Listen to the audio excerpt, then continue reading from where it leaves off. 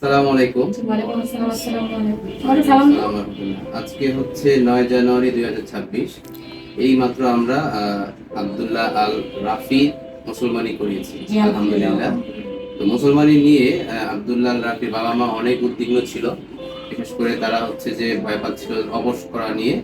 যে অবশ করা নিয়ে এমন ভয় পাচ্ছে যে একটু মানে গতকাল নাকি আপনি দেখেছেন হ্যাঁ, আর সবচেয়ে মজার বিষয় আমি যে একটা মুসলমানি বাচ্চা মারা করাবো, আমার গিয়েছে। কখনো কোনো ভিউ আসেনি, সামনে আসেনি। কালকে একটা নোটিফিকেশন আসছে মুসলমানি নিয়ে, সেটা হলো যে বাচ্চাকে অবশ করা।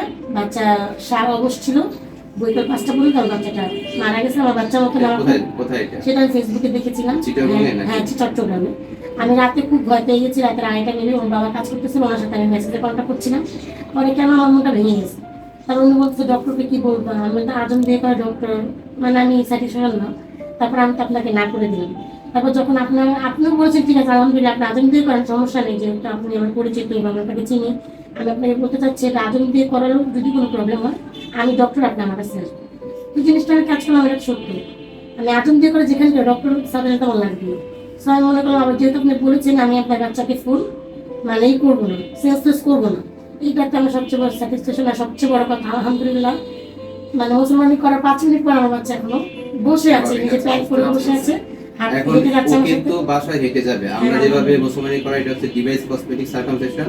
এখানে বাচ্চার কোনো ধরনের রেস্ট দরকার হয় না, বাচ্চার প্যান্ট পরতে পারে, প্রতিদিন গোসল করতে পারে, কোনো সেলাই দরকার হয় না এবং এক ফোঁটা রক্তপাত হয় না। আপনি দেখেছেন সামনে হ্যাঁ, ছিলেন। তারপর থেকে আমি সাদা এবং পাঞ্জাবি হচ্ছে পরে গেছি। দ্বিতীয়বার আর আসতে হবে না, বুঝছেন? এই ইয়ের পরে মুসলমানি পরে আর দ্বিতীয়বার আসতে হবে না। সবচেয়ে ইম্পর্টেন্ট জিনিস হচ্ছে এটা। হ্যাঁ, সব থেকে বড় কথা হচ্ছে একটা ডাক্তারের সাজেশন অনেক বেশি ইম্পর্টেন্ট।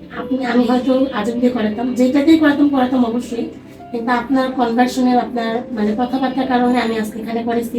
আলহামদুলিল্লাহ, আমি স্যাটিসফ্যাকশন। আমি বলবো প্রত্যেকটা মা বাবা সবকিছু মানে ভেবে চিন্তে কাজ করা উচিত।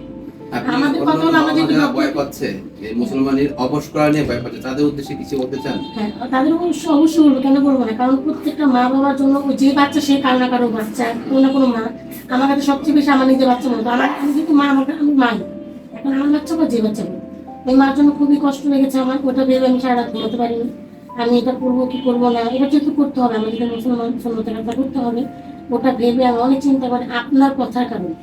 আপনার কিছু কিছু কথা মোটিভেশন, সেটা হলো এটা যে মা আমি একটা ডক্টর, আপনার আমার কাছে আসবেন। আচরণ দিয়ে করেন, যদি ইন ফিট মানে কোনো প্রবলেম হয়, আল্লাহ না করুক, তখন তো আপনি আমার কাছে আসবেন। তো যেহেতু আমার আপনার কাছে আগে আসতে হবে, পরে আসতে হবে, আগে কেন? আবার আপনি বলেছেন আমার বাচ্চা হেঁটে আসবে, হেঁটে যাবে। এর কথা থেকে বড়, মিলেছে কি? হ্যাঁ অবশ্যই দেখবেন এসে দাঁড়িয়ে আছে। আরেকটা জিনিস হচ্ছে যে আপনাকে যে দেখিয়েছি আমি আজামের কিছু, যেহেতু আমি মিরপুর হাসপাতালে আছি ইমার্জেন্সিতে, জি, আমার কাছে প্রতিনিয়তই যাত্রাবাড়ি, আপনার হচ্ছে কামরাঙ্গীর চর, তারপরে সূত্রাপুর, এইসব এরিয়াতে যারা হাজাম দিয়ে করায়, ওরা বিভিন্ন দুর্ঘটনা ঘটে তারপর নিয়ে আসে এখানে। হ্যাঁ, হ্যাঁ, হ্যাঁ, এর থেকে আপনাকে কিছু বড় জিনিস আমি আপনাকে দেখিয়েছিলাম যে দেখেন কি অবস্থা। হ্যাঁ, জি, তো জি। এগুলো কিন্তু খুবই অ্যালার্মিং। বাবা আমাদের উদ্দেশ্যে এইটাই বলার যে আপনারা অবশ্যই অবশ্যই মুসলমানের জন্য আপনার একমাত্র অপশন হওয়া উচিত ডাক্তার, কারণ সে এটা আদ্যপান্ত সবই জানেন এবং সেফ সেখানে। হ্যাঁ, তবে আমি একটা বলবো, আপনাদের যদি ভয় থাকে আপনারা হচ্ছে জেনারেল অ্যানাস্থেসিয়া না দিয়ে আংশিক অবশ, যেটাকে লোকাল হ্যাঁ, অ্যানাস্থেসিয়া হ্যাঁ, বলে, বা শুধু পেরিস্টিক অবশ করে করাবেন। ঠিক আছে, ধন্যবাদ। আপনারা ভালো থাকেন, জি, আপনাদের জন্য আপনাকে দোয়া। ভালো থাকেন। আসসালামু আলাইকুম। ব্যস্ত হয়ে